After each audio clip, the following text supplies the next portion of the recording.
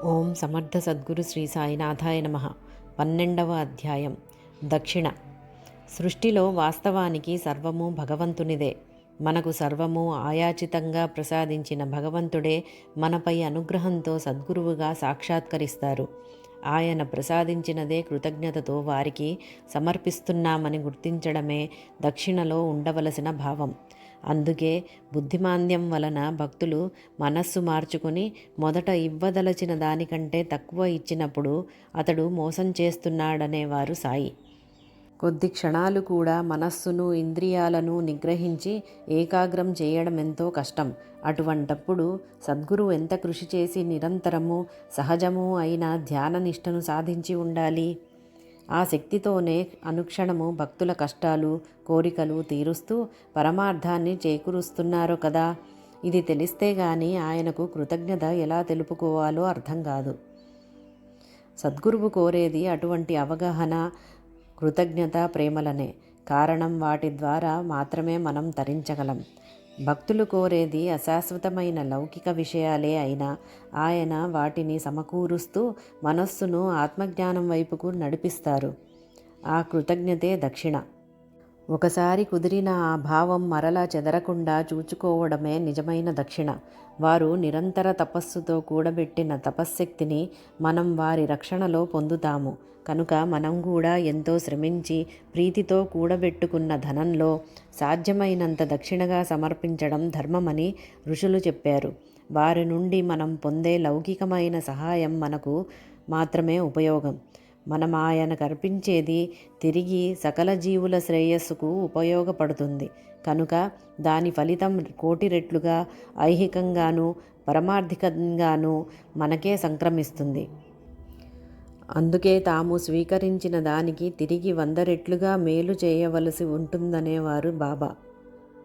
అధమపక్షంగా దక్షిణను దానంగా తలచినా ఆ దానాన్ని స్వీకరించే వారి ప్రాశస్త్యాన్ని బట్టి దానఫలం ఉంటుందని శాస్త్రం. అలా సాయికి సమర్పించబడిన దక్షిణ సకల దేవతలకు సత్పురుషులకే కాక సకల సృష్టికి పరమాత్మకు చెందుతుంది. మన భావము గుర్తింపులపై మనమిచ్చే దక్షిణ యొక్క ప్రాశస్త్యం ఆధారపడుతుంది. సాయి అడిగిన దక్షిణ అదే. సాయి కొందరు భక్తుల వద్ద దక్షిణ అడిగి తీసుకునేవారు, కొందరిస్తే తీసుకునేవారు. కొందరితో తాము సాధువు గనుక ధనం స్వీకరించరాదని సౌమ్యంగా వద్దనేవారు. కొందరిచ్చే దక్షిణ కఠోరంగా నిరాకరించేవారు. దక్షిణ అడిగే రీతులు కూడా వేరువేరుగా ఉండేవి. కొందరు వైపు మౌనంగా చేయి చాపేవారు. కొందరితో దక్షిణ కుక్షణ ఏమైనా ఇస్తావా అనేవారు. ఎవరైనా ఇవ్వకున్నా ఏమీ అనేవారు కాదు. అబద్ధం చెబితే బయట పెట్టేవారు. అయిష్టంగా ఇచ్చిన ఆ పైకం అన్యాయార్జితమైన స్వీకరించేవారు కాదు. సాయి దక్షిణలో కొంత ధునిలో అవసరమైన కట్టెలు కొనడానికి, మసీదులోనూ దేవాలయాలలోనూ దీపాలకు నూనె కొనడానికి ఖర్చు పెట్టేవారు. మిగిలిన పైకమంతా సాయంత్రం అయ్యేసరికి పేదలకు సాధువులకు పంచేసేవారు. ఇదంతా తెలియని వారు సాయి భక్తుల వద్ద డబ్బు గుంజుతారని ప్రచారం చేసేవారు.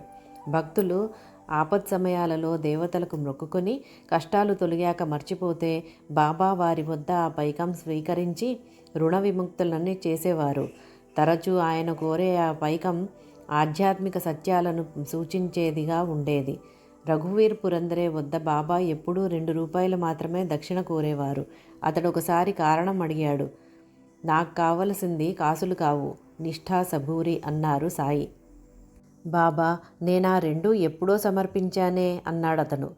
నీవు వాటిని సమర్పించలేదు. నీ భక్తి నిశ్చలం కాలేదు. నీవు నన్ను దృఢంగా అంటిపెట్టుకుని ఉంటే నేను నీ వెంటే ఉంటాను అన్నారు. బ్రహ్మసత్యం అన్నారు గనక సత్యానికి దూరమైనవాడు పరబ్రహ్మ స్వరూపానికి దూరమే కదా. బాబాను సంపూర్ణంగా విశ్వసిస్తే అసత్యం ఎందుకు అవసరమవుతుంది? ఒకసారి నార్కే ఉద్యోగం లేనప్పుడు షిరిడీలో 1 సంవత్సరం ఉన్నాడు. అప్పుడు సాయి అతనిని ప్రతిసారి 15 రూపాయలు అడగనారంభించారు. ఒకసారి అతడు, సాయి, నాకు ఉద్యోగం లేదు, సరైన దుస్తులు కూడా లేవు, నేను రోజు మీకు 15 రూపాయలు ఎలా సమర్పించగలను అన్నాడు. నీ పరిస్థితి తెలుసు. నీవు చదువుతున్న యోగవాసిష్టంలోని బోధ నీ మనస్సులో నాటుకోవాలి. ప్రపంచంలో జీవిస్తున్న విషయాల పట్ల నిస్సంగుడవై ఉండాలని నా భావం అన్నారు. గురుబోధ యొక్క సారం గ్రహించి దాని ప్రకారం మన యోచనను పనులను సంస్కరించుకున్నప్పుడే మనం నిజంగా గురువును ఆశ్రయించినట్లు. అలా కాకుంటే అది మిథ్యాభక్తే. దహను నివాసి ఉద్ధవేష్ జ్ఞానేశ్వరి పారాయణ చేశాడు కానీ అతడికేమీ అర్థం కాలేదు. బాబా ఆజ్ఞాపిస్తే తప్ప అతడు మరల పారాయణ చేయదలచలేదు. తర్వాత అతడు షిరిడీలో ఉన్నప్పుడల్లా బాబా అతనిని రోజూ 11 రూపాయలు అడిగేవారు. అతడు వరుసగా 10 రోజులు ఇచ్చాడు. తర్వాత రోజు బాబా, నాలోని 11 5 జ్ఞానేంద్రియాలు, 5 కర్మేంద్రియాలు, మనస్సు మీకెప్పుడో సమర్పించాను అన్నాడు. అవి సమర్పించటానికి నీవెవరు? అవెప్పుడో నా పరమైనాయి అని బాపూసాహెబ్ జోగ్ వద్ద నుండి ఏకనాథ భాగవతం తెప్పించి అందులో 11వ అధ్యాయం తెరిచి అది జాగ్రత్తగా చదవమన్నారు. ఆత్మసమర్పణ చేశాక నేను సమర్పించాను అనడం ఎలా సాధ్యం? అలా అంటే అవి తనవేనన్న భావం ఉన్నట్లే కదా. దీక్షిత్ ఒకసారి ఏకనాథ భాగవతంలో ఆత్మసమర్పణం గురించిన శ్లోకం చదువుతున్నాడు. సాయి అప్పుడే అతని నుండి 16.5 రూపాయలు తీసుకురమ్మని బూటీని పంపారు. బాబా నిజంగా కోరింది ఆ శ్లోకం జాగ్రత్తగా అర్థం చేసుకోమనేనని దీక్షిత్కు తోచింది. అంతకుముందు తాను లెక్కించిన తత్వాలు ఇవి: త్రికరణాలు 3, ఇంద్రియాలు 10, బుద్ధి 1, అహంకారం 1, తన ప్రకృతి అర, మొత్తం 15.5.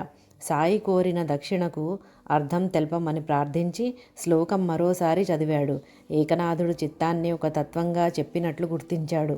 మొత్తం 16.5. అదే సాయి కోరారు. ఒకప్పుడు దీక్షిత్ ఒక వేదాంత గ్రంథము చదువుతున్నాడు.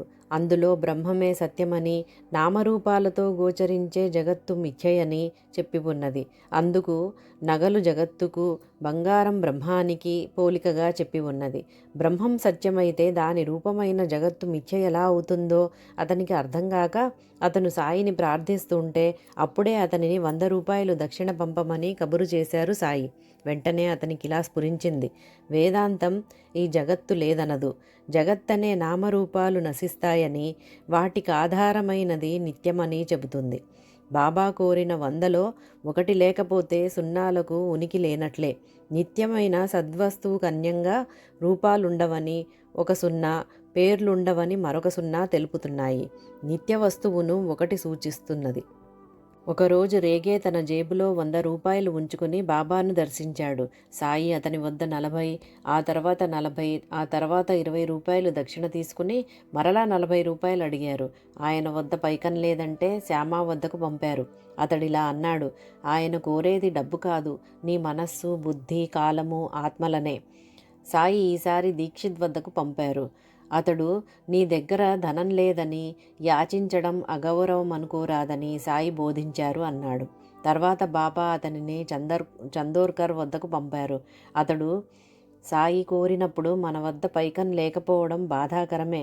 అందుకే సగం పైకం కోపర్గాంలో ఉంచి నా వద్దనున్నది అయిపోయినప్పుడు తెప్పిస్తాను అన్నాడు.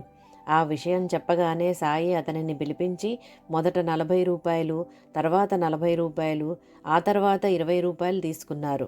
అతడు కోపర్గాం నుంచి పైకం తెప్పించుకునేలోగానే మరలా దక్షిణ కోరారు సాయి. నానాసాహెబ్ చిన్నబుచ్చుకున్నాడు. భక్తి ప్రధానం కానీ యుక్తి కాదని సాయి అతనికి తెలిపారు. ఒకప్పుడు తార్కాడ్ భార్యను 6 రూపాయలు కోరారు బాబా. అది విని ఆయన కోరినది అరిషడ్వర్గాలు విడవమని అన్నాడు తార్కాడ్. ఆమె మసీదుకు వెళ్ళినప్పుడు సాయి మరల దక్షిణ కోరారు. తాను వాటిని సమర్పించానని చెప్పగానే ఆ స్థితి తొలగిపోకుండా చూచుకో అన్నారు. అలా భావం నిలిస్తేనే నిజంగా దక్షిణ సమర్పించినట్లు. సాయి బీవీ దేవు వద్ద దక్షిణగా 4 సవర్లు తీసుకుని కూడా నీవు 4 ఇచ్చినా బాబాకు చెందినదొక్కటే అన్నారు. భక్తుడెన్నిసార్లు తన అంతఃకరణ చతుష్టయం భగవంతునికి అర్పించినా ఆయనకు చెందేది ఆత్మ ఒక్కసారే. ఒకప్పుడు మరికొంతమందితో పాటు రఘు అనే సాయి భక్తునికి కూడా జైలు శిక్ష విధించారు. అతడు రాసుకున్న అపీలు మెమో చూచి చందోర్కర్, దీక్షిత్ మొదలగున వారు కేసు చాలా బలంగా ఉన్నదని, లాభం లేదని చెప్పారు. అప్పుడు సాయి అతనిని ధూమల్ వద్దకు పంపారు. నిజానికి ఎట్టి ఆశ లేకున్నా కేవలం సాయి ఆదేశంగా మాత్రమే ధూమల్ అహ్మద్నగర్ మజిస్ట్రేట్తో మాట్లాడాడు. నాటి రాత్రి రఘువుకు కలలో సాయి కనపడి, రేపు మీరంతా విడుదలవుతారు, ఏడవకండి అని చెప్పారు. ఆశ్చర్యం! క్రింది కోర్టులోని రికార్డు తెప్పించకుండానే ఆ కోర్టులో అపీలు కానీ విచారణ కానీ జరగకనే అది కేవలం గ్రామ తగాదాల వలన ఆరోపించబడిన నేరమని నిర్ణయించి మెజిస్ట్రేటు వారందరినీ విడుదల చేశాడు. ఇది న్యాయశాఖ చరిత్రలోనే అపూర్వం. రఘు 300 రూపాయలు ఫీజుగా ధూమల్కు చెల్లించాడు. వెంటనే ధూమల్ షిరిడీ వెళ్ళాడు. సాయి ఆ పైకమంతా దక్షిణగా తీసేసుకుని రఘు విడుదలైంది కేవలం తమ కృప వల్లేనని సూచించారు. అలానే సాయి అతనిని ఒకసారి 50 రూపాయలు దక్షిణ అడిగారు. అతని వద్ద పైకం లేదంటే సాఠేని అడిగి తెమ్మన్నారు. అంతకుముందు సాఠే తన పెన్షన్ 50 రూపాయలు పెంచమని ప్రభుత్వానికి అర్జీ పెట్టుకున్నాడు. సాఠే సంతోషంగా 50 రూపాయలు ధూమల్కిచ్చాడు. ఆ రోజునే అతని పెన్షన్ పెంచుతూ ప్రభుత్వం ఆదేశించింది. భక్తుల బాధలు తొలగించడానికి కూడా బాబా దక్షిణ అడిగేవారు. ఒకసారి ఆయన అడిగితే ఒక పోలీస్ ఆఫీసర్ తన వద్ద పైకం లేదన్నాడు. నీ పర్సులో 50 రూపాయలున్నాయి అన్నారు బాబా. అతడు ఆశ్చర్యంతో ఆ పైకం సమర్పించాడు. ఆయన కొద్ది మాత్రమే తీసుకుని మిగిలినది నీకు అవసరం అవుతుంది అన్నారు. త్వరలో అతడు చిక్కుల పాలై వాటిని తొలగించుకోవడానికి ఆ పైకం ఖర్చయింది. కష్టాలు తీరాక అతడు మొత్తం సాయికి దక్షిణగా సమర్పించాడు. అతడు ఆ పని ముందే చేసి ఉంటే చిక్కులే వచ్చేవి కావు. ఒక భక్తుడు దక్షిణ ఇవ్వాలని 2 రూపాయలు వేరుగా జేబులో పెట్టుకున్నాడు గాని తర్వాత ఆయనకు 1 రూపాయి మాత్రం ఇచ్చాడు.